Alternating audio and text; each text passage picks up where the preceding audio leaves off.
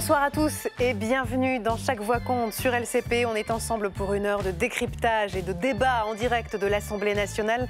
Avec à mes côtés ce soir Lou Fritel et Laurent Guimier. Bonsoir à tous les deux. Et merci d'être là. Tout de suite, c'est le sommaire de Chaque Voix compte avec à la une. Après 11 semaines de pause, le Parlement a rouvert aujourd'hui. La nouvelle session a commencé avec la bataille pour les postes clés à l'Assemblée. Et dans un certain brouillard aussi en l'absence de gouvernement. On va en parler avec nos trois premiers invités. Elsa Mondingava, journaliste à LCP qui vous a fait vivre cette séance de vote tout l'après-midi sur la 8. Thibaut Mullier, constitutionnaliste et maître de conférences en droit public à l'Université Paris-Nanterre. Bonsoir, merci d'être là. Aux côtés de Mathieu Plane, économiste et directeur adjoint à l'Observatoire français des conjonctures économiques. Et on en parlera aussi avec les off de Lou. Oui, alors on va aller voir qui pourrait composer ce nouveau gouvernement qu'on commence à attendre de pied ferme. À suivre aussi à 20h05, quelle histoire avec Laurent Guimier. Quelle image avez-vous choisi ce soir, mon cher Laurent? Eh bien, c'est l'image du nouveau président du tribunal judiciaire de Paris parce que, en coulisses, il a beaucoup travaillé pour que la justice prenne la parole après le jugement Sarkozy. Et je vais vous raconter les coulisses de cette petite révolution. Et ce sera justement le thème de la question qui fâche ce soir. L'état de droit est-il menacé par les attaques contre les juges? On va en débattre avec Violette Spilbout, députée EPR du Nord, Colette Capdevielle, députée PS des Pyrénées-Atlantiques, et Yann Boucard, députée droite républicaine du territoire de Belfort. Nous attendons aussi vos questions et vos réflexions. Vous pouvez flasher le QR code qui va s'afficher ici. Et puis à 20h30, ce sera Bourbon Express, le journal de l'Assemblée nationale, présenté ce soir par Valérie Brochard. Voilà pour le menu du soir. Installez-vous confortablement. Chaque voix compte, c'est parti.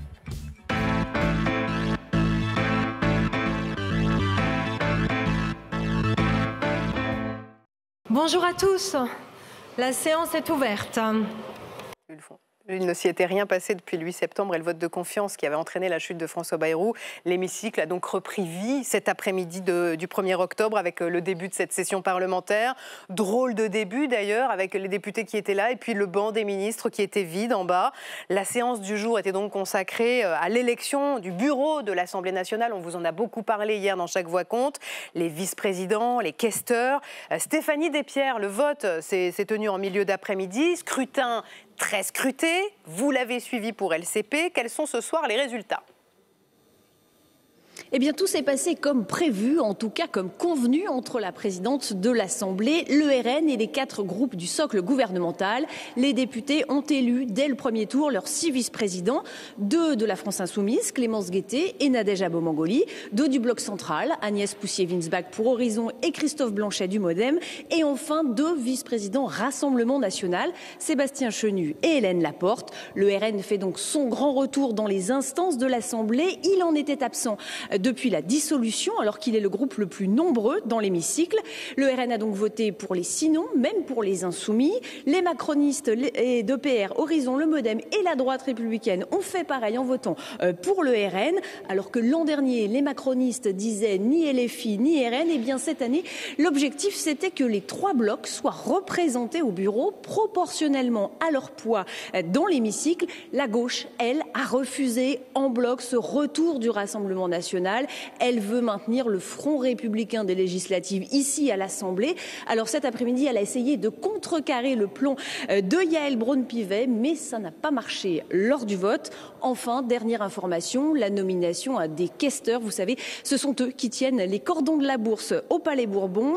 Là, tous les groupes étaient d'accord en amont. Il n'y a donc pas eu besoin de vote. Ce sont donc toujours 3 femmes, une socialiste, une macroniste et une députée, les républicaines, qui sont questeurs de l'Assemblée nationale. Merci Stéphanie. Elsa Mondingava, le RN est donc de retour au bureau de l'Assemblée nationale. Fondamentalement, est-ce que ça change quelque chose au fonctionnement du Palais Bourbon? C'est vraiment le débat qui s'est tenu aujourd'hui entre ceux qui étaient partisans de son retour dans cette instance et ceux qui voulaient l'éviter. Yaël Braun-Pivet a fait une vidéo hier où elle disait le bureau c'est un syndic de copropriété, ça gère, c'est vraiment des affaires de gestion. C'est vrai qu'on nous parlait de vraiment des choses administratives, alors que d'un autre côté, la gauche notamment disait non, le bureau il a un poids politique. En fait, ce qu'il faut comprendre, c'est que le bureau, il y a les vice-présidents, c'est ceux qu'on voit au perchoir quand c'est pas Yaël Braun-Pivet, donc c'est eux qui mènent, qui dirigent dirigent la séance. Ils ont quand même un poids important. Ensuite, il y a les questeurs, c'est ceux qu'on les finance. Il y a les secrétaires également. Et puis, quand ce bureau se réunit, il peut décider des groupes d'études, il peut décider des sanctions qui sont données aux députés, des groupes d'amitié. Il peut aussi avoir un avis sur la recevabilité de certaines propositions de loi, la réforme des retraites, la destitution, etc. Donc, en fait, la vérité, elle est un peu entre les deux. En tout cas, ce qui est sûr, c'est que c'est un symbole quand même, symbolique dans un terme ou dans un autre, selon voilà, si on était d'accord avec ce retour du RN.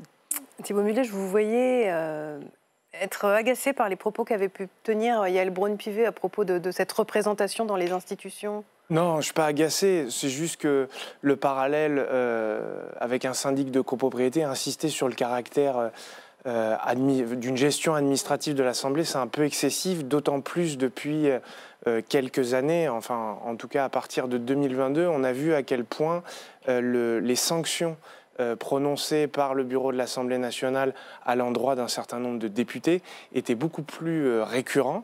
Et donc c'est aussi une instance de sanctions, de police. Et puis après, ça a été très bien dit, hein, la vice-présidence assure la police des débats en hémicycle, donc quand c'est pas la présidente de l'Assemblée nationale, ils ont un poids qui n'est pas négligeable. Mais est-ce que quand le RN était au bureau, c'est-à-dire avant la dissolution, on voyait qu'il y avait par exemple une vice-présidence RN plutôt qu'une vice-présidence à gauche ?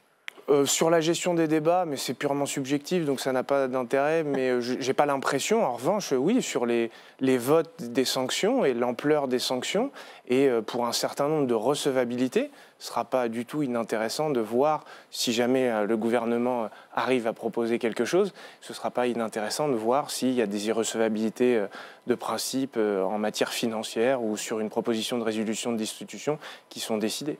Et Elsa, il y a d'autres élections demain pour finir d'élire les autres membres du bureau. Exactement, il y a les secrétaires demain matin, les questeurs, on l'a dit, il y a eu un accord, donc ça, il n'y a pas d'élection. Ce qu'on va aussi surveiller, Adeline, c'est pas le bureau, mais c'est un peu son corollaire parce que les accords, ils concernent aussi les commissions. Ça, ce sera demain après-midi, c'est très important parce que ça ne s'était pas passé comme prévu. Et donc, il va peut-être y avoir des rectifications, chacun va pouvoir observer si tout le monde tient bien les deals, si le Rassemblement national fait pencher aussi la balance d'un côté ou de l'autre. Ce qu'on sait aussi, c'est que le gouvernement, il surveille vraiment tout ça. Il regarde aussi, est-ce que la droite, le socle commun sont bien alliés, comment va jouer le RN, etc. Donc c'est des élections internes à l'Assemblée, mais ça en dit long sur les rapports de force. Et donc ce soir, on savait que Sébastien Lecornu regarderait ces élections de près. Quel enseignement il est en train d'en tirer ? Alors pour l'instant, a priori, ça s'est passé comme prévu. Tout le monde a voté ce qu'il avait prévu de voter, il n'y a pas eu de surprise. Les commissions... Il n'y a pas eu de frondeur ? Il n'y a pas eu de frondeur. Il manque, peut-être 7-8 voix au sein du socle commun et de la droite qui ont clairement refusé de voter pour des candidats RN, ce qui n'a pas du tout fait basculer le scrutin. Non, les commissions, ça peut vraiment jouer à une voix près. Il y a un absent qui n'est pas là le jour même, il y a un Lyotte, on ne sait pas très bien de quel côté il veut, 2 RN qui ont décidé de mettre un peu le bazar, et là, ça peut vraiment changer les choses. Donc les commissions demain après-midi, ce sera vraiment intéressant de voir, comment ça va se finir. Eh bien, on en parlera demain soir dans Chaque Voix compte. Cette session parlementaire, on l'a dit, elle commence dans une équation à plusieurs inconnus, à commencer par la composition du futur gouvernement. Qui va s'asseoir la semaine prochaine sur les bancs des ministres qui étaient vides cet après-midi? L'entourage du Premier ministre a fait savoir hier soir qu'il prononcerait sa déclaration de politique générale la semaine prochaine. On commence à s'impatienter légèrement, ça commence à faire long, mais heureusement, dans les off de Lou ce soir, nous avons quelques indiscrétions à vous livrer. Lou, on a compté, l'horloge tourne, ça fait 3 semaines que Sébastien Lecornu est à Matignon. Le gouvernement, c'est pour quand ? Vous l'avez dit, 22 jours, c'est un record. Mais rassurez-vous, Sébastien Lecornu l'a dit aux Parisiens. Le gouvernement sera nommé avant le début des travaux parlementaires. Donc, en l'occurrence, on mise sur un gouvernement resserré de 25 ministres, annoncé en une seule fois, entre jeudi soir et dimanche soir. Alors, pourquoi cette date ? Parce que le chef du gouvernement fera sa déclaration de politique générale, vous l'avez dit, la semaine prochaine, vraisemblablement mardi. Et il veut avoir, à ce moment-là, une équipe composée autour de lui. Ça n'a pas été une mince affaire, cette composition. Donc, il n'y avait pas assez de société civile, pas assez de femmes. Matignon promet du 109, mais il promet aussi de la continuité. En réalité, le gouvernement Le Cornu, vous l'avez compris, hein, il pourrait bien ressembler presque trait pour trait à celui de François Bayrou. Malgré le vote de confiance qui a fait tomber François Bayrou il y a presque un mois. Ah bah ça, constitutionnellement, c'est possible. Hein. De toute façon, souvenez-vous de l'exemple 1962. Je rappelle, Charles de Gaulle avait refusé la démission de son Premier ministre, hein, Georges Pompidou, malgré la censure de son gouvernement.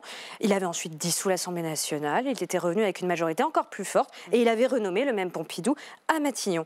Alors, n'oublions pas que c'était autre temps, autre mœurs. Hein. Le prochain gouvernement ne pourra pas compter sur une telle légitimité populaire. Mais vous êtes en train de nous dire que là, on va reprendre les mêmes et on recommence. Bah, c'est plus ou moins ça. Hein. Alors, en temps d'instabilité politique, financière, budgétaire, internationale, c'est compliqué de faire chavirer complètement le navire et d'installer des novices aux manettes. Vraisemblablement, les proches de Sébastien Lecornu, en tout cas, disent que le ministre veille aussi à éviter d'abord la guerre au sein du socle commun. Donc, là où ça devrait bouger, c'est l'économie, les finances, le budget.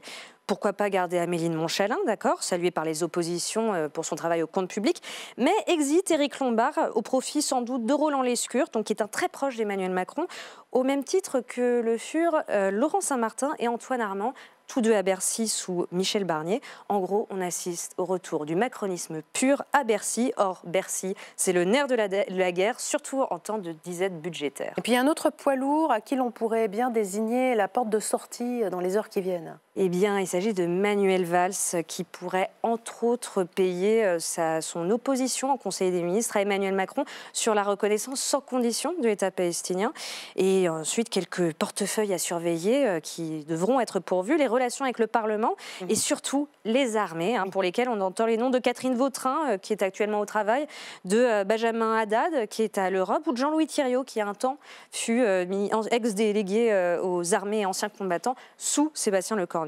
À moins, quand même, que ce ministère régalien n'échoue. Un proche d'Édouard Philippe, Horizon, se sent mal traité dans ces négociations et voudrait peut-être peser un peu plus. Bon, il ne faudrait pas oublier qu'au milieu de tout ça, Sébastien Lecornu est censé rencontrer les socialistes vendredi pour obtenir éventuellement un accord de non-censure. Il pourrait nommer ses ministres avant d'avoir reçu les socialistes. Il y a un truc qui cloche. Même si vraisemblablement ça devrait arriver samedi, manifestement, de dire que ce sera à partir de jeudi soir, ça signifie une chose, les socialistes comptent bien peu dans l'équation. Alors c'est vrai qu'ils ont dit qu'ils ne voulaient pas rentrer au gouvernement, mais ils se montrent exigeants quand même sur le programme. Ils ont exigé donc la taxe Zuckman, ou alors à minima quand même 15 milliards de recettes fiscales supplémentaires sur les hauts revenus. Mais les LR au gouvernement, ils ne l'entendent pas du tout de cette oreille. Et ils ne veulent surtout pas travailler avec la gauche. Confère cette ministre démissionnaire, hein, qui me confiait par exemple hier, non sans ironie, si nous voulons le RN dans 1 an et demi, ne faisons rien sur la ME, sur l'immigration et taxons ceux qui bossent. Donc c'est un lobbying qui a quelques résultats hein, quand même. Pour l'instant, la feuille de route de Sébastien Lecornu, c'est surtout non à Zuckman, oui à une baisse des impôts en faveur du travail, à une réforme de l'aide médicale d'État, à un sabrage drastique des finances publiques à hauteur de 6 milliards à peu près, et la lutte contre la fraude, notamment sociale. Ça vous rappelle pas quelque chose, Aline ? Ça ressemble un peu aux exigences du Rassemblement national, non ? Bingo. En l'occurrence, Emmanuel Macron, depuis le début, depuis 2022, ne veut surtout pas voir son mandat de 2017-2022 détricoté. Et en 2017, que disait-il ? À la fin, il ne restera que Le Pen ou moi. Merci Lou. Mathieu Plane, Roland Lescure, c'est le bon profil dans le contexte actuel pour Bercy ? J'aurais du mal à savoir quel est le bon profil dans le contexte actuel, pour tout vous dire. Moi, ce qui me semble important, c'est effectivement la possibilité d'aller trouver des compromis. Donc, il faut quand même un profil qui est capable de parler des LR jusqu'au PS. Mais je pense que la question, elle est sur le fond quand même. Hein. Elle est sur le fond. C'est à la fois, est-ce qu'on repart d'un budget Bayrou juste un peu amendé, ou est-ce que vraiment il y a un changement de fond ? Est-ce qu'il y a une rupture ? Est-ce qu'il y a une rupture ? Est-ce que l'effort reste dans l'intensité qui avait été évoquée ? Alors les 44 milliards sont très discutés sur la façon de comptabiliser, bon bref, ça c'est autre chose, mais est-ce qu'on est à peu près sur ces mêmes objectifs d'ajustement budgétaire ? C'est-à-dire que c'était un objectif de 4,6% de déficit public, est-ce qu'on est entre 4,6, 4,7, 4,8 ? Ou est-ce qu'on lèche un peu plus de l'Est ? Est-ce qu'on joue plus sur la fiscalité ? Ça a été ce que vous avez rappelé, hein, c'est qu'apparemment le Parti socialiste souhaite 15 milliards sur les hauts revenus. Est-ce que les revenus, ça intègre aussi les grandes entreprises? Parce que je rappelle que l'année dernière, enfin cette année, il y avait une taxe exceptionnelle de 8 milliards sur les grandes entreprises. La question, c'est est-ce qu'elle serait reconduite et donc est-ce qu'elle pourrait être rentrée dans les 15 milliards? Ça changerait pas mal l'équation budgétaire. Et puis après, il y a toute la question d'année blanche, du gel de certaines pensions, y compris du barème de l'impôt. J'allais dire, pour le moment, à quelques jours d'un dépôt d'un budget, on est quand même un peu circonspect. Alors apparemment, tout ça est déjà écrit, puisqu'une première version du projet de loi de finances pour 2026 va être transmise dès demain pour avis au Haut Conseil des finances publiques. Ce projet de loi pourrait ensuite être modifié en fonction des discussions des prochains jours. Mais c'est plutôt bon signe pour tenir le calendrier, non, Thibault Mullier ? C'est plutôt bon signe puisque le calendrier exige qu'on ait l'adoption d'une loi de finances dans un délai de 70 jours, c'est-à-dire inclus le contrôle du Conseil constitutionnel qui n'est pas obligatoire mais qui est systématiquement demandé et promulgation. Mais ça en dit long quand même sur l'état d'impréparation puisque en fait techniquement c'est un peu difficile quand même de faire un projet de loi de finances de rupture, sachant qu'il faut à peu près 7 à 8 mois pour monter un projet de loi de finances. Donc je doute qu'en un mois, un Premier ministre de plein exercice ait les moyens de renverser la table. Il y aura forcément des mesures un peu symboliques, mais il a dû reprendre la copie et en plus s'appuyer pour opérer ses arbitrages sur un ministre. Alors il n'y a pas d'acte juridique qui est adopté, donc ce n'est pas problématique, mais s'appuyer sur un ministre qui est démissionnaire, donc il n'a pas de légitimité pour faire de la politique et les arbitrages, quand on monte un budget, sont quand même très importants. Mais en tout cas, constitutionnellement, si on va jusqu'à à peu près la mi-octobre, je crois que c'est le 13 octobre, eh bien ça passera. Mais bon, affaire à suivre. Hein. On peut aller plus vite avec un 49 alinéa 3 et on peut Alors aller ça, on va plus en parler lentement avec après. de l'obstruction. Le Premier ministre, il a quand même levé un peu le voile sur son budget dans un courrier qu'il a adressé hier soir aux syndicats. Il assure qu'une amélioration de la retraite des femmes sera inscrite au budget de la Sécu. Ça faisait partie des mesures qui avaient été débattues pendant le conclave sur les retraites. Bonsoir Denis Gravouille. Merci d'être en direct avec nous. Vous êtes le secrétaire confédéral de la CGT et vous êtes en charge du dossier des retraites. D'abord, comment avez-vous réagi en recevant le courrier de Matignon hier soir et en le lisant ? C'est curieux, mais c'est vraiment un très long courrier pour ne rien raconter d'autre de nouveau. Comme vous le disiez sur la composition du gouvernement, on a vraiment l'impression que c'est du recyclage. Je suis pour le réemploi, mais là, il y a quand même des limites. On a vraiment l'impression qu'on reprend la même politique qui est rejetée par la très grande majorité des Français, et notamment par tous ceux qui ont manifesté. Tout ce qu'on nous propose là, c'est des mesurettes ou alors des choses dangereuses, par exemple pour la protection sociale, et puis par exemple sur l'histoire d'améliorer la retraite des femmes, c'est vraiment des miettes. Le vrai problème, c'est la réforme de 2023 qui a reculé de 2 ans l'âge de départ en retraite, qui pénalise particulièrement les femmes. Et là, on va rajouter une amélioration de la pension de 1% pour la moitié des femmes, celles qui ont eu des enfants. C'est vraiment pas sérieux au moment où, en plus, l'année blanche va peut-être le reprendre en ne permettant pas une revalorisation des retraites en matière d'inflation. Donc, on l'avait dit au moment du conclave, ce sont des miettes et ce n'est pas l'abrogation de la réforme des retraites qui continue à être réclamée par les 2 tiers des Français. Alors, dans ce courrier, le Premier ministre dit aussi vouloir poursuivre les échanges autour des enjeux de pénibilité et d'usure professionnelle. Denis Gravouille, il y a un budget quand même ou il y a 0 grain à moudre pour vous ? Il n'y a absolument rien. Ce sont les petites miettes qui sortaient du conclave. Vous savez ce qu'on en pense, que l'on était sorti auparavant. Mais de toute façon, soyons sérieux. C'est la CNAV, la Caisse d'assurance vieillesse elle-même, qui dit que ça concerne quelques milliers de personnes. On a 800 000 personnes qui partent en retraite chaque année. Et là, les bougets sont des micro-bougets et sont même parfois des reculs. Donc c'est éventuellement ça qui est prévu. Ce n'est pas à la hauteur de ce qu'a fait tomber François Bayrou, c'est-à-dire le rejet du plan Bayrou. Et le rejet du plan Bayrou, c'est demander un budget qui permette à tout le monde de vivre décemment. Donc, plutôt que de nous refaire des attaques contre la sécurité sociale avec des baisses sur les franchises, les participations, des attaques sur les services publics, on va nous expliquer combien de postes d'infirmières et combien de postes d'enseignants vont disparaître, puisque c'est ça la question que l'on a dans ce budget. Donc, bien évidemment, il y a toutes les raisons de manifester le 2 octobre et bien évidemment à d'autres moments, puisque ça commence demain, ça continue demain pour des millions de personnes et ça continuera après si ce budget continue d'être aussi déplorable que les précédents. Est-ce que vous redoutez une certaine démobilisation demain après les deux? Il y a déjà eu 2 journées d'action depuis la rentrée. Beaucoup disent que demain il y aura moins de monde dans les rues. Alors ça, c'est le récit qui est en train d'être... qui sort, parce qu'il y a eu une panique sur les journées du 10 et du 18 septembre. Le 18 septembre, on était plus d'1 million de personnes, même M. Retailleau ne s'y attendait pas. Bon, alors maintenant, on va nous dire que demain, s'il y a moins de monde, c'est un reflux, les gens rentrent chez eux. Ben non, ce qui se passe, c'est que nous sommes des millions depuis le début septembre, on n'a jamais vu ça, dans un contexte de rentrée très incertaine, hors mouvement de retraite. Et ça, surtout, la grande majorité des manifestants et des grévistes, qui ne seront pas forcément les mêmes le 2, le 18 ou les jours suivants, c'est qu'on ne veut pas de ce budget. Et très clairement, il y a un déni de démocratie à vouloir nous imposer la même chose que ce qui a déjà été rejeté de multiples fois. Merci Denis Gravouille d'avoir été en direct avec nous ce soir dans Chaque Voix compte. Sébastien Lecornu promet des mesures autour de la retraite des femmes, sur la pénibilité. Vous aussi, de votre point de vue, c'est des miettes. Il y a quand même un bouger, non? On verra déjà le projet de loi de finances. Moi, je suis très curieux de le lire.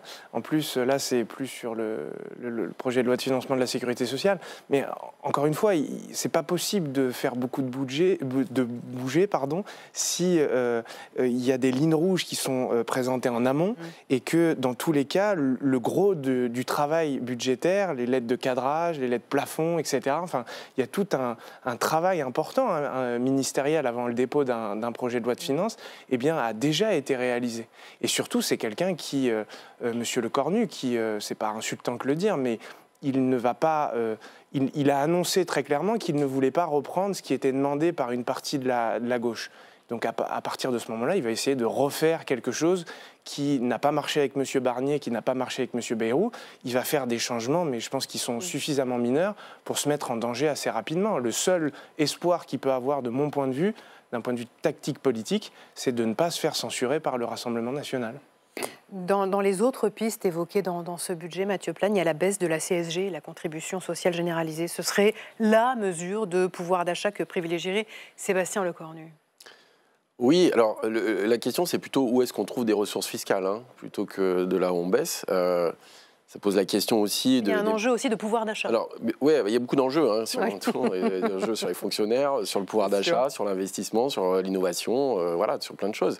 La question, c'est les marges de manœuvre budgétaires. Donc, si vous baissez d'un côté, il faut trouver des ressources de l'autre, et en plus, baisser le déficit. Ça fait beaucoup de transferts fiscaux en même temps.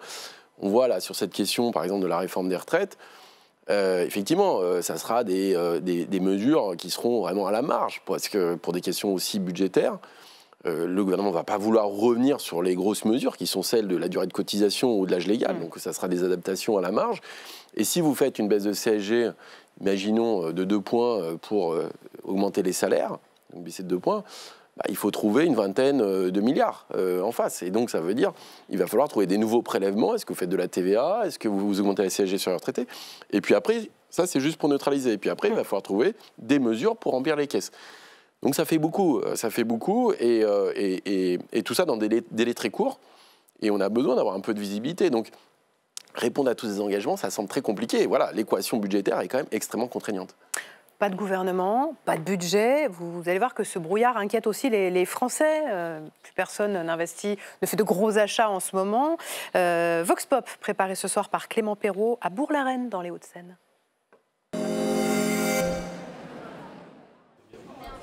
Le nez dans les cintres, la tête a priori bien loin de la politique. À Bourg-la-Reine, c'est le premier jour de la grande bourse aux vêtements. Ses clients semblent avoir plus l'esprit aux bonnes affaires qu'à la formation du nouveau gouvernement. Pourtant, une fois les emplettes terminées, ils confient une certaine inquiétude, 22 jours maintenant, qu'ils vivent dans un pays sans véritable gouvernement. On marche sur des œufs en fait. C'est vraiment ça. C'est le fait que même moi dans ma situation, mais je connais beaucoup de gens autour de moi, dans 2-3 ans, ils ne savent pas s'ils peuvent projeter un achat, s'ils auront assez de revenus, etc. Donc les gens ne savent plus où est leur place. S'il n'y a pas de gouvernement qui donne des instructions claires sur vers où va évoluer le pays, on attend. C'est inquiétant pour l'avenir. Inquiétant pour l'avenir, on se demande où on va, on se demande ce qu'on va devenir, ce qui va se passer, on attend de voir. Et bien sûr que ça déboussole, c'est pas rien d'avance évidemment, le courant uniquement, mais bon, c'est pas... Il n'y a rien qui se passe. Ok, la Belgique a tenu 400 jours sans gouvernement, mais on n'est pas obligé de faire comme les Belges. Non seulement elle agace cette instabilité politique, mais en plus, beaucoup pensent qu'elle va continuer de s'installer dans la durée.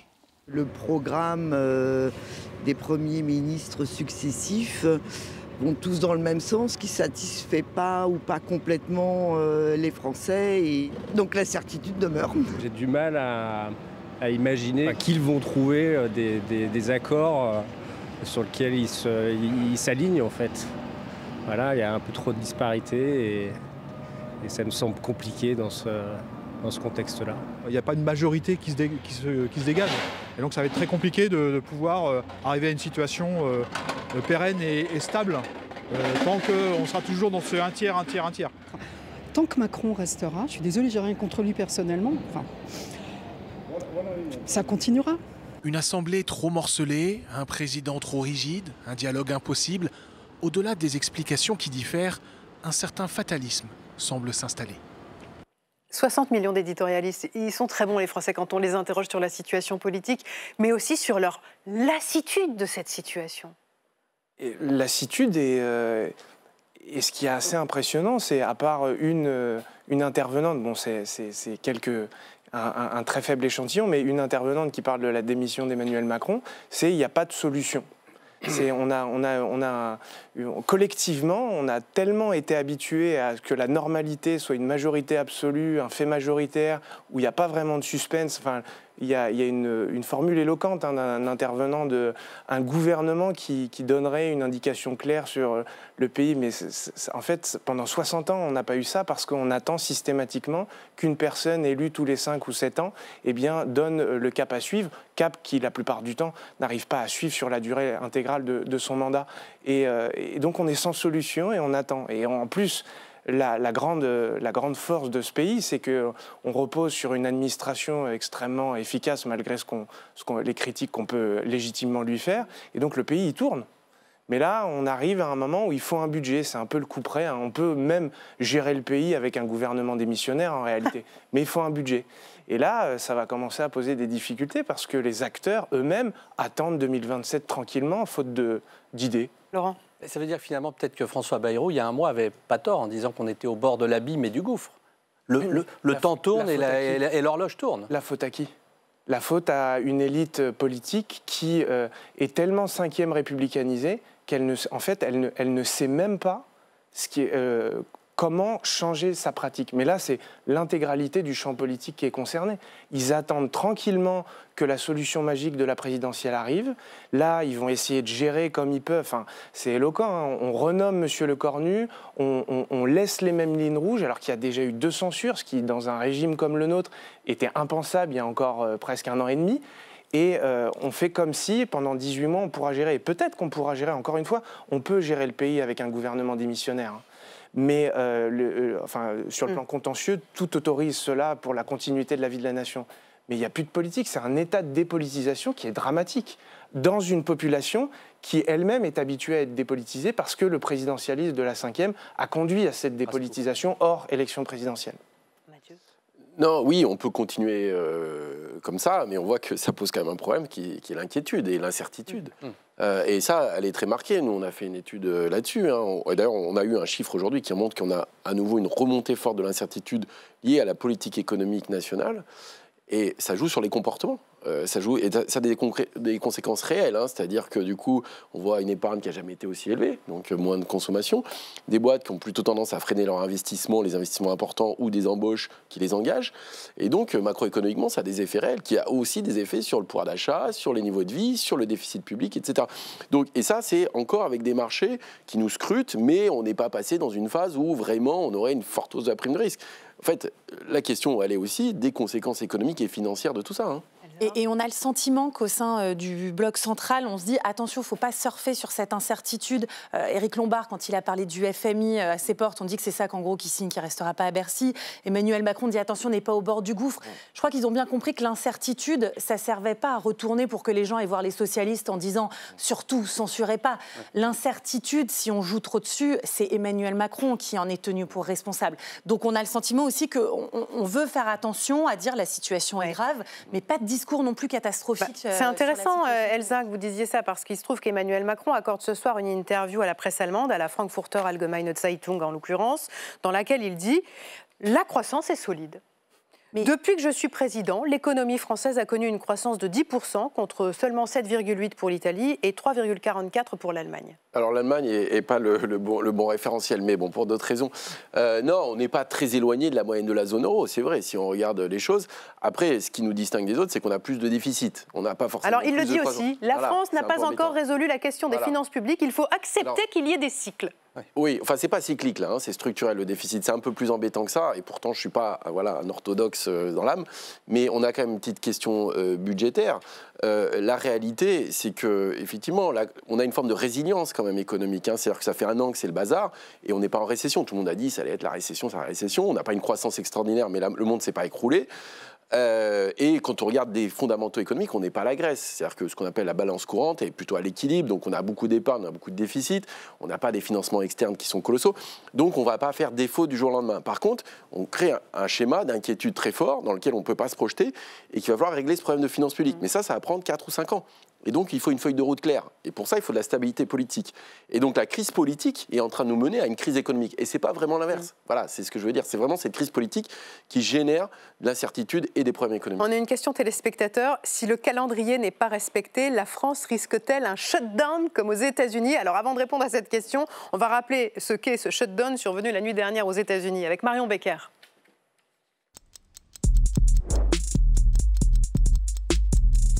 L'Amérique bascule à nouveau dans le shutdown.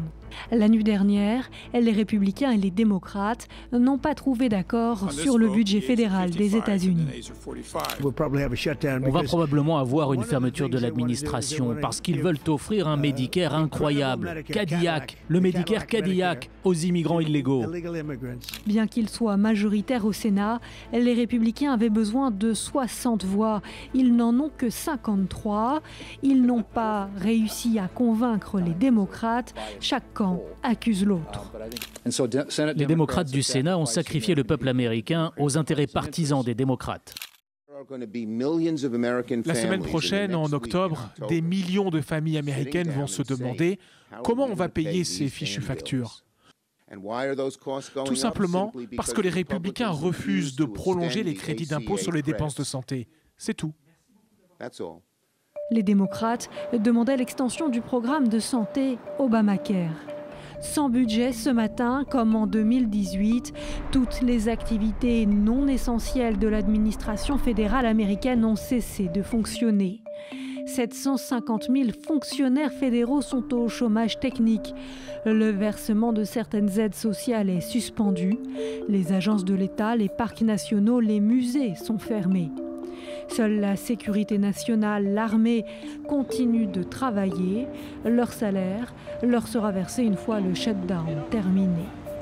C'est le 22e shutdown aux États-Unis, le dernier qui avait duré 35 jours pendant la première présidence Trump, avait coûté 3 milliards de dollars à l'économie américaine. Mathieu Plane, on joue à se faire peur. Le shutdown est impossible en France. Impossible, c'est pas. Enfin, voilà, je pense qu'effectivement, c'est une question plus constitutionnelle, mais jamais impossible. C'est-à-dire qu'on a une loi spéciale. On l'a vu, on l'a déjà vécu l'année dernière, enfin cette année d'ailleurs, pour la transition. La question, c'est que vous ne pouvez pas vivre durablement dans un régime de loi spéciale. Pour des raisons, parce que vous gelez effectivement le budget d'une année sur l'autre. Et après, ça veut dire comment vous vous organisez face à ça. Et donc, c'est compliqué. Donc, vous pouvez tenir un moment, le moment de transition, mais si vous restez durablement dans une loi spéciale, je pense qu'on pourrait arriver à une forme de shutdown. Ouais. Thibaut Mullier, est-il possible que le Premier ministre fasse adopter le budget par ordonnance, comme le craint le Rassemblement national ? Alors, constitutionnellement, il le pourrait, mais il devrait quand même attendre un délai de 70 jours. Et à l'issue d'un délai 70 jours, le fait que le projet de budget ne soit pas voté. Donc ça voudrait dire qu'on n'est pas voté dans un sens comme dans l'autre, dans l'entièreté. Alors là, il pourrait passer par voie d'ordonnance, c'est-à-dire, grosso modo, voilà, ça s'appelle un projet de loi de finances, et je le renomme un projet de loi d'ordonnance relative à la loi de finances pour 2026.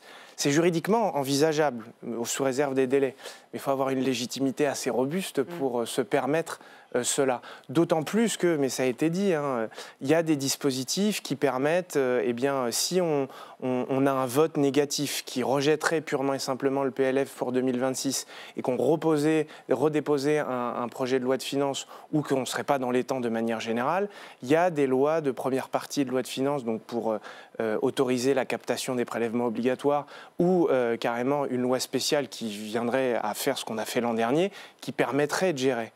Le shutdown n'est jamais impossible si vous avez un hémicycle qui s'oppose même à la loi spéciale, mais ça n'a pas l'air d'être la tendance, parce que politiquement ce serait très coûteux. Et après, on verrait au 1er janvier, dans cette hypothèse quasiment impossible, quelles sont les solutions, il y en a toujours. Mais comme rien ne se passe comme prévu, Elsa. On avait beaucoup parlé de cette débat sur le shutdown l'année dernière. On avait vu qu'avec la loi spéciale, on pouvait tenir.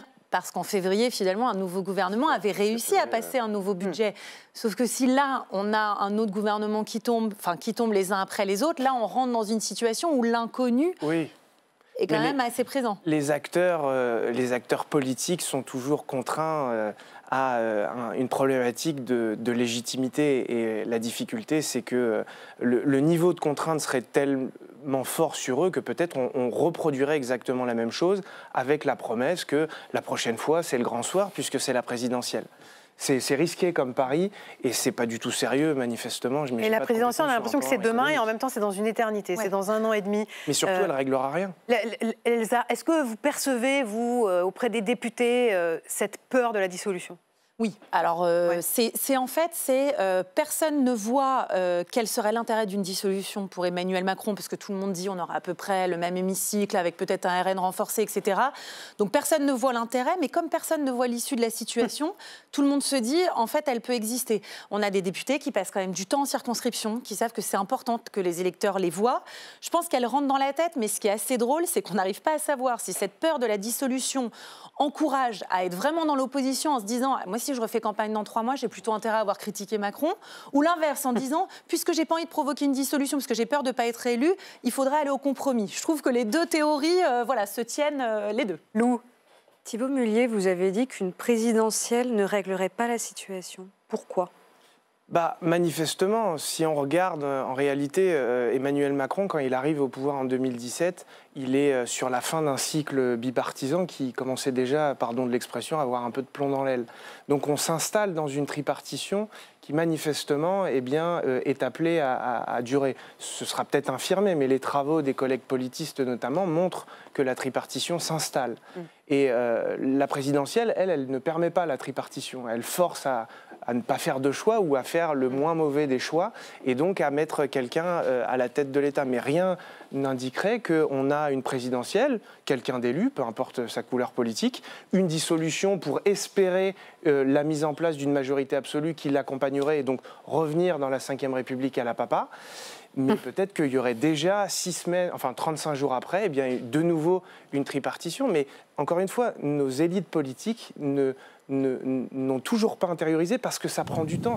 Ils ne sont pas responsables de tout. Ça prend énormément de temps d'infléchir des pratiques quand on a été formé et on a été biberonné à une 50aine d'années de présidentialisme, même avec les cohabitations, c'est-à-dire un fait majoritaire qui permettait de gouverner sans trop de suspense avec des oppositions très faibles. Mathieu Plane, un dernier mot ?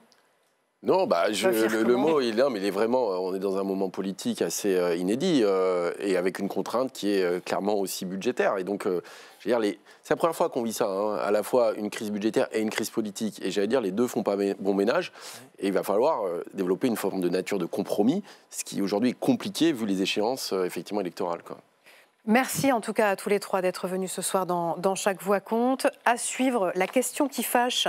Les attaques contre les juges menacent-elles l'état de droit ? On en débat dans un instant avec nos 3 prochains invités. Mais avant cela, c'est quelle histoire ? Et c'est Laurent Guimier.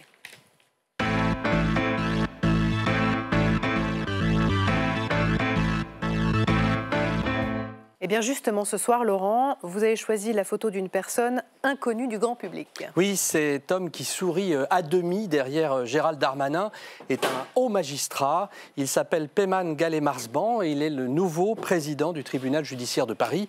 Photo prise lundi soir, quelques heures seulement après sa prise de fonction officielle. Alors évidemment, on attendait les premiers mots de cet homme dans la tempête qui s'abat sur son institution après la condamnation de Nicolas Sarkozy.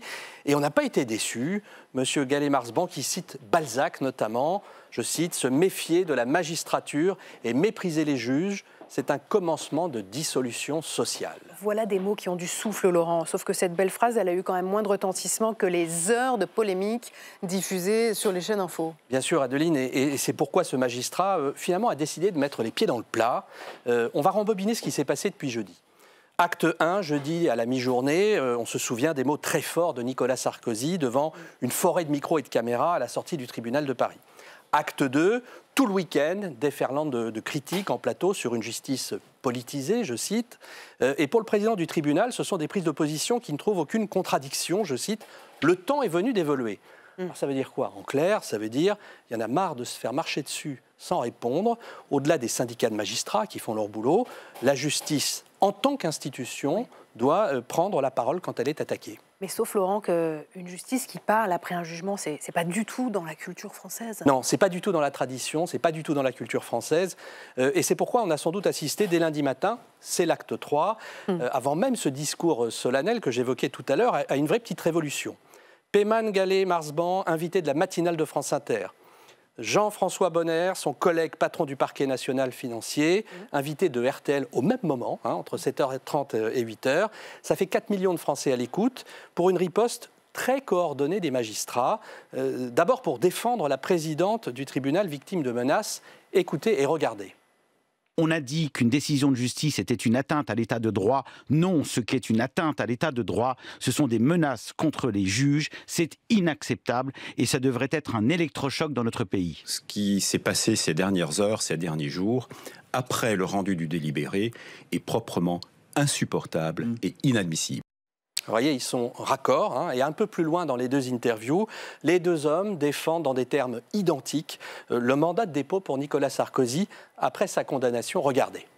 Je suis le pédagogue de la décision aujourd'hui, c'est comme ça que je viens. Je dis juste que le tribunal a minutieusement précisé pourquoi il a prononcé un mandat de dépôt. Quand on arrive à des peines, on va dire, de l'ordre de 5 ans d'emprisonnement et même plus, parfois déjà avant, le tribunal, en règle générale, prononce mandat de dépôt. Alors vous l'avez entendu, pendant toutes les interviews, même rhétorique au nom de la pédagogie, comme le dit le président du tribunal, front contre front, c'est aux Français de juger. Et cette riposte médiatique de haut vol, si je puis dire, est une première à ce niveau d'intensité dans un cas comme ci. Oui, mais avec quelle efficacité, Laurent? Alors, un premier indicateur, un sondage ELAB publié ce matin montre qu'une majorité de Français valide la condamnation, y compris l'exécution provisoire de la peine contenue dans le jugement, y compris au sein des électeurs du Bloc central, qui sont 2 sur 3 à valider cette décision. Alors, je ne dis surtout pas que l'intervention inédite de ces deux magistrats a fabriqué l'opinion des Français, mais elle y a forcément contribué. Et dans son discours lundi soir, le président du tribunal judiciaire a enfoncé le clou. Il a proposé, par exemple, de nommer des porte-paroles qui seraient les pédagogues des décisions de justice. Et je pense qu'à l'heure des réseaux sociaux et des chaînes info en continu, cet épilogue provisoire de l'affaire libyenne nous a peut-être fait définitivement changer d'époque dans la communication judiciaire. Eh bien justement, on va en débattre tout de suite dans la question qui fâche.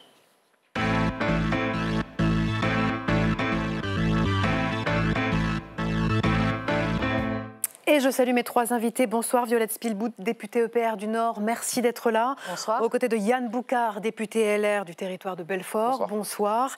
Et Colette Capdevielle, bonsoir, députée PS des Pyrénées-Atlantiques. D'abord, j'ai envie de vous demander à tous les 3 quel regard vous portez ce soir sur cette riposte presque coordonnée des représentants de l'institution judiciaire. Violette Spilbout. Bien, comme je pense et j'ai dit que Nicolas Sarkozy a le droit de s'exprimer avec dignité, avec combativité sur la décision qui le concerne après en avoir pris connaissance, J'estime que les magistrats ont le droit aussi de se défendre et de justifier leurs décisions. On parle ici de pédagogie. Effectivement, c'est clair que la pédagogie, elle n'a pas fonctionné avant et que la révolte, la colère de beaucoup de Français qui s'est exprimée en particulier sur ce sujet de l'exécution provisoire pour un ancien président de la République interroge. Et moi, ça m'interroge et ça me choque bien souvent. On a bien souvent, à ma permanence ou même sur des affaires que moi, j'ai suivies particulièrement sur mon territoire à Lille, on a bien souvent des interrogations et des incompréhensions sur des décisions judiciaires qui nous choquent et sur lesquelles on a besoin de réponses et qu'on n'a pas. Et le silence, il crée beaucoup d'humiliation et il crée beaucoup de défiance envers la justice. Colette Capdevielle. En fait, la justice, et heureusement, a réagi. Elle a réagi parce qu'elle a été mise en cause pas par un citoyen lambda, pas par un justiciable lambda, mais par un ancien président de la République qui connaît sa 3e condamnation pénale, qui a été condamné pour une association de malfaiteurs. Qu'à la sortie de l'audience, il a eu des propos malheureux, c'est pas très grave, et c'est humain, ça peut se comprendre. Mais quand, dans le cadre d'une interview dans la presse... Au journal du dimanche. Où il a eu le temps de peser ses mots, qu'il mette en cause directement la magistrature, qu'il évoque un complot, qu'il évoque des mensonges. C'est extrêmement grave. Et donc, ce n'était pas la première fois qu'il mettait en cause des magistrats. Alors qu'il était président de la République, il avait qualifié les juges de petits pois. Et à l'époque, d'ailleurs, la magistrature avait réagi. Parce que quand c'est un président de la République, un ancien président de la République, qui porte atteinte à la justice, je ne dis pas qu'il critique une décision de justice, mais qu'il met directement en cause des magistrats, il rompt le contrat de confiance du citoyen avec la justice. Et ça, c'est particulièrement grave. Et c'est pour ça que les résultats de ce sondage sont là.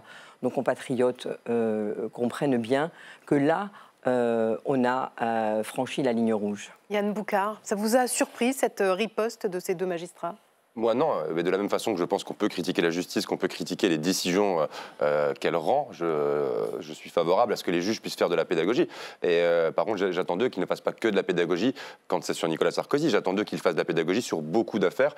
On voit que nos concitoyens comprennent de moins en moins bien la faiblesse de certaines peines, comprennent de moins en moins bien pourquoi certaines personnes qui sont dangereuses sont en liberté et causent derrière des gros problèmes à la société. Et ça serait bien aussi que là-dessus, la justice soit pédagogue et communique un peu plus. Et s'agissant de ce que vient de dire notre collègue sur l'histoire des petits pois, je vous rappelle que le président de la République, qui était alors en exercice, a été affiché par des magistrats sur ce qu'ils avaient appelé un mur des cons. Oui.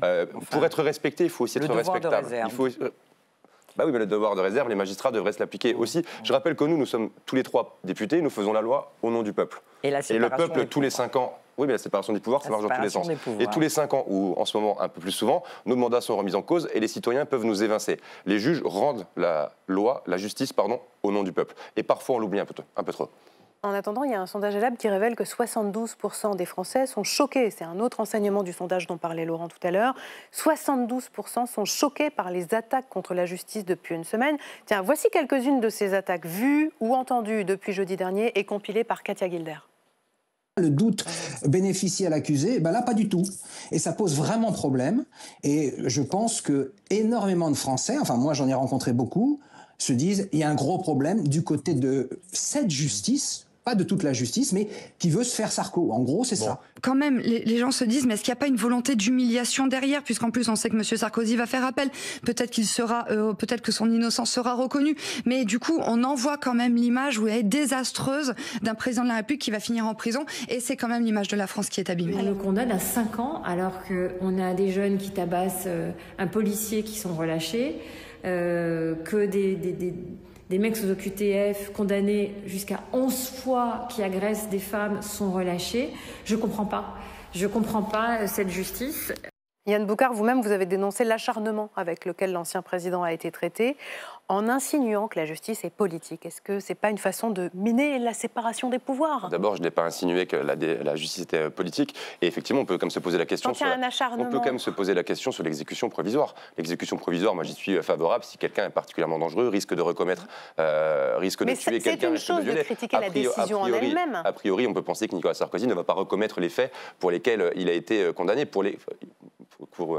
recommettre. d'ailleurs la décision de justice, on pourra en parler, il ne dit pas qu'il les a commis ces faits-là, puisqu'il n'est plus en activité, il n'est plus en campagne électorale, et a priori il est suffisamment connu pour ne pas pouvoir s'évader à bord d'un bus Flixbus, si vous voulez. Donc ça c'est la question qu'on peut se poser. Et puis sur la séparation des pouvoirs, moi je suis d'accord avec vous, mais à ce compte-là ça marche dans tous les sens. On a en permanence sur des projets de loi que nous traitons ici à l'Assemblée nationale, des communiqués de presse de juges, de syndicats, de magistrats qui communiquent sur les lois que nous on fait. Alors si eux peuvent communiquer, eux peuvent donner leur avis sur les lois que nous faisons en tant que parlementaires, pourquoi nous ne pourrions pas commenter les décisions qu'ils rendent? Vous les auditionnez comme moi, comme nous sommes parlementaires. C'est nous qui écrivons la loi. Et pardon, mais l'exécution provisoire, c'est vous, LR, qui avez tenu. Et jamais vous n'avez contesté ce texte de loi. Il a suffi que Marine Le Pen soit condamnée avec exécution provisoire, que Nicolas Sarkozy soit condamné pour que tout d'un coup, on évoque l'exécution provisoire. Mais pardon, nous sommes là pour faire la loi, déposer à ce moment-là une proposition de loi. Voilà. Mais Gérard Larcher lui-même, d'ailleurs, s'est interrogé sur cette exécution provisoire le soir du jugement de Nicolas Sarkozy. Nicolas Sarkozy, lui-même, dans ses meetings, lorsqu'il était candidat à la présidence de la République, indiquait que les peines devaient être exécutées. Et c'est ça l'exécution provisoire. C'est quand les faits sont anciens. Pardon, l'instruction a duré plus de 10 ans. Et Nicolas Sarkozy a les meilleurs avocats de France. Il a exercé tous les recours possibles. Donc effectivement, c'est la loi. Mais c'est ce que voulaient Nicolas Sarkozy et ses amis politiques. De la sévérité, de la rigueur et des peines exécutées. C'est ce que vous dites à longueur de journée à l'Assemblée nationale. C'est vrai qu'en tout cas, le cas de Nicolas Sarkozy, celui de Marine Le Pen juste avant, pose la question finalement des critères de décision de cette exécution provisoire qui doivent, comme l'a dit le magistrat, être particulièrement détaillés dans l'argumentaire du jugement, être justifiés. On voit que finalement l'exécution provisoire est très compréhensible, très acceptée par le public quand on voit quelqu'un de dangereux qui a commis des viols, des meurtres, pour les narcotrafiquants, des gens qui sont dangereux pour l'ordre public, qui ont un risque de récidive, un risque de fuite.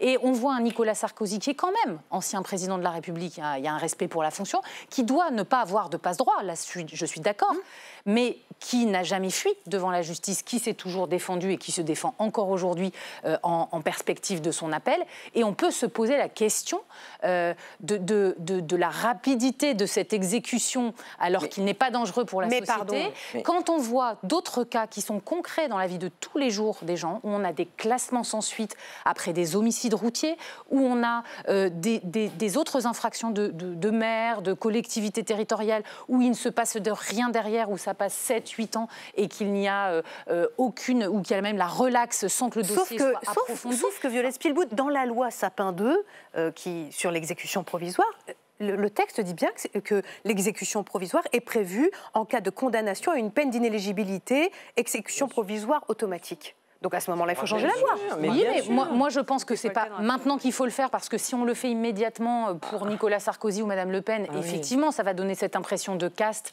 de vouloir faire des passe-droits pour les politiques. En tout cas, je crois que pour la compréhension et la confiance dans la non-politisation de la justice, parce qu'il faut rappeler aussi les prises de position de la magistrate qui a présidé à cette décision, je crois qu'il est important de se reposer la question sur ces critères de l'exécution provisoire aujourd'hui. Laurent ? En même temps, un sondage n'est qu'un sondage, mais la majorité des Français qui s'expriment dans ce sondage ne sont pas comme les électeurs que vous décrivez tout à l'heure comme étant extrêmement choqués par cette décision.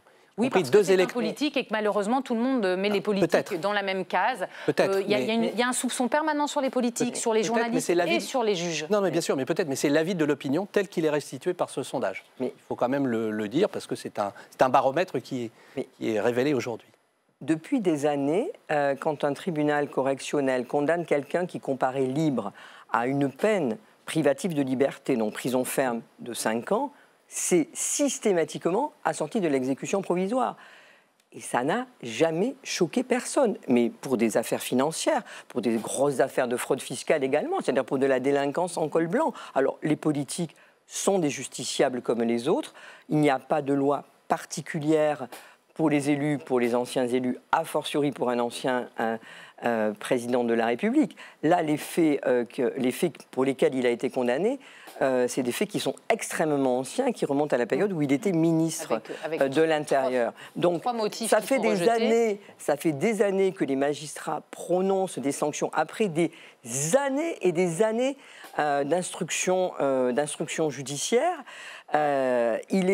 C'est le législateur qui a souhaité effectivement que les décisions rendues par les tribunaux puissent être exécutées, et donc les magistrats appliquent la loi. Donc les politiques, la loi est la même pour eux. C'est très choquant aujourd'hui les discours qui sont tenus à ma droite, à savoir qu'il faudrait faire attention, qu'il faudrait revoir, alors que jusqu'à présent, et notamment pour la délinquance en col blanc, ça n'a jamais choqué personne. Et moi, j'avoue que je suis très, très surprise. Alors, vous ne voulez pas le faire tout de suite, mais j'entends que vous voulez le faire plus tard.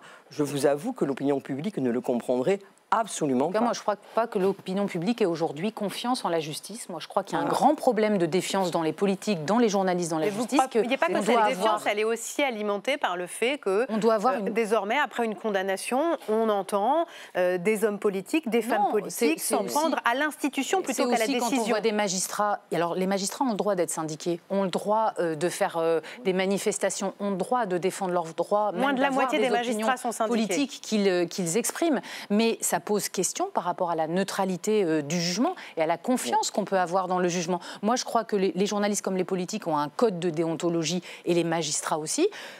Quand un magistrat ou une magistrate a pris des positions politiques, en particulier contre Nicolas Sarkozy. Vous savez bien que moi je viens de la gauche, je ne suis pas LR ni fan de Nicolas Sarkozy, mais je pense que le magistrat devrait se déporter pour redonner confiance à la justice. Ne dites pas aujourd'hui, même s'il y a ce sondage sur ce cas particulier, parce que c'est effectivement les sujets d'affaires financières, ne dites pas aujourd'hui que les Français ont confiance à la justice. La situation est extrêmement grave dans le pays. Yann Boucard. Je suis tout à fait d'accord avec ma collègue. Et évidemment que le fait que cette magistrate-là, et encore une fois, pour le coup, quand vous avez la réaction derrière où les gens disent il ne faut pas s'attaquer, évidemment que cette magistrate ne doit pas être menacée de mort, ne doit pas être attaquée. Elle est menacée de mort. Oui, mais je dis qu'elle ne devrait pas l'être. Je dis qu'elle ne devrait évidemment pas l'être. Je dis qu'elle ne devrait évidemment pas l'être. Mais malheureusement, la société est de plus en plus violente et virulente. Et vous êtes bien placé pour le savoir que nous-mêmes, quand on vote des lois, on est parfois menacé de mort. Ce que je regrette aussi, comme quand des journalistes sont menacés de mort, comme quand n'importe quel citoyen en réalité d'ailleurs est menacé dans sa vie personnelle. Mais le fait que cette magistrate ait pris des positions contre Nicolas Sarkozy il y a des années, évidemment que ça peut pas Après, empêcher... vous oubliez la collégialité des décisions. Il faut quand même le dire aussi pour les téléspectateurs. Il faut dire aussi que l'intégralité des décisions qui sont prises dans ce dossier l'ont été de façon collégiale à toute étape de la procédure. Il faut quand même le dire pour que les téléspectateurs par Nicolas Sarkozy. Il y en a quand même une des trois qui a pris des positions. Non, mais je sais bien ce qu'on dit quand même. Je disais simplement que les décisions sont collégiales. Ce n'est pas une personne toute seule qui a décidé. Quand on met en cause un magistrat, comme vous le faites, nommément, en parlant de la présidente de ce tribunal, il y a une procédure extrêmement simple. Ça s'appelle la récusation. C'est extrêmement simple, c'est une requête toute simple. Et Nicolas Sarkozy, il n'a pas un avocat commis d'office. Il a une armada d'avocats et des pénalistes aguerris. Donc il pouvait parfaitement le contester. Il ne l'a pas fait. Vous avez raison, mais alors c'est un peu facile, une fois qu'on est condamné, de venir remettre en cause, mais c'est extrêmement grave. Il ne faut pas s'étonner après qu'il y ait effectivement des menaces de mort. Si nous-mêmes ne respectons pas la séparation des pouvoirs, parce que, pardon, nous, on est législateurs et on doit respecter absolument le pouvoir judiciaire, et que l'on mette en cause une personne nommément parce qu'elle aurait des opinions politiques. Mais pardon, tout le monde a des opinions politiques. Moi, ce que je dis, c'est qu'elle a le droit d'avoir des opinions politiques, de les exprimer, de se syndiquer, d'être responsable dans un syndicat. Moi, je crois que ça n'a rien à voir avec la décision. Mais je pense que dans le cas ici d'un homme politique qui aurait demandé la récusation, évidemment, ça aurait été interprété comme une pression sur la justice. Non. Ce n'est absolument pas, je crois, une méthode qui aurait permis de remettre de la confiance sur son cas en particulier.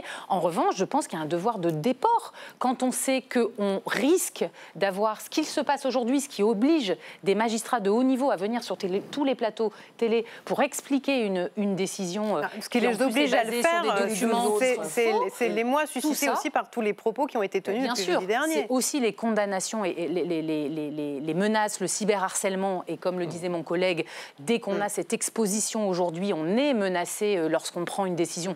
Et ça, il faut à chaque fois le condamner. Mais n'empêche que moi, j'estime que il y a quand même un devoir pour ce sujet de confiance. Et je pense la même chose. On a travaillé sur le sujet du métier de journaliste aujourd'hui. En France, c'est le pays en Europe où les Français ont le moins confiance en leurs journalistes. Moi, je crois que les journalistes doivent aussi faire beaucoup de pédagogie lorsqu'ils font un article, lorsqu'ils expliquent d'où ils parlent, leurs intérêts, comme les politiques, pour redonner la confiance sur la non-politisation Et vous avez vu que c'est ce que compte faire le nouveau président du tribunal judiciaire de Paris, qui donc réclame une évolution de la communication pour que les décisions judiciaires soient expliquées au public et mieux comprises. Est-ce que ça, vous diriez que ça va dans le bon sens? Évidemment, évidemment. Si aujourd'hui vous avez une crise de confiance, c'est parce que vous avez certaines décisions, et là je sors de la décision dont on parle tout à l'heure, vous avez certaines décisions qui créent l'émoi parce qu'elles ne sont pas comprises. Je crois que c'était Madame Le Marchand, si j'ai bien reconnu de loin sur votre petit écran, qui parlait tout à l'heure de l'affaire des jeunes qui ont tabassé un policier et qui sont libres le lendemain. Évidemment que le Français... Ça mérite une explication aussi de l'institution le citoyen dans son canapé ne peut pas comprendre cette décision-là. Et d'ailleurs, quel que soit son bord politique, je pense.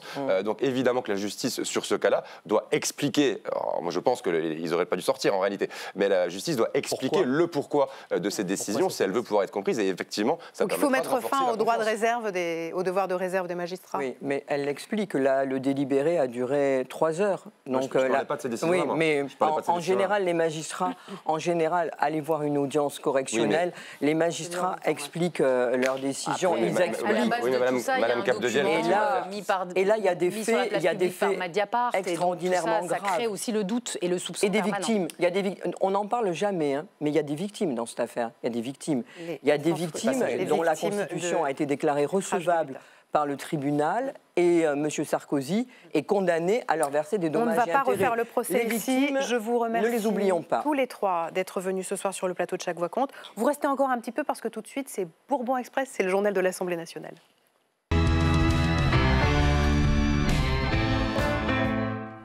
Et c'est avec Valérie Brochard. Bonsoir Valérie. On va d'abord parler ce soir de cette commission d'enquête qui poursuit ses travaux en ce moment. C'est la commission d'enquête sur les défaillances des politiques publiques de prise en charge de la santé mentale et du handicap. Et oui, et ce matin, Adeline, les députés se sont particulièrement intéressés aux jeunes, à la santé mentale chez les jeunes. Et c'est pourquoi ils ont reçu une jeune fille de 18 ans, Miel, et son papa, Guerchom Abitbol. Pourquoi eux?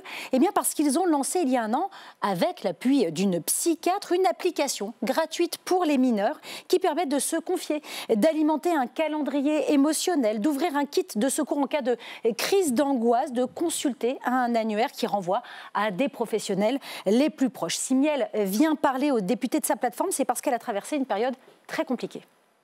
Peut-être pour vous expliquer un peu c'est quoi ce projet.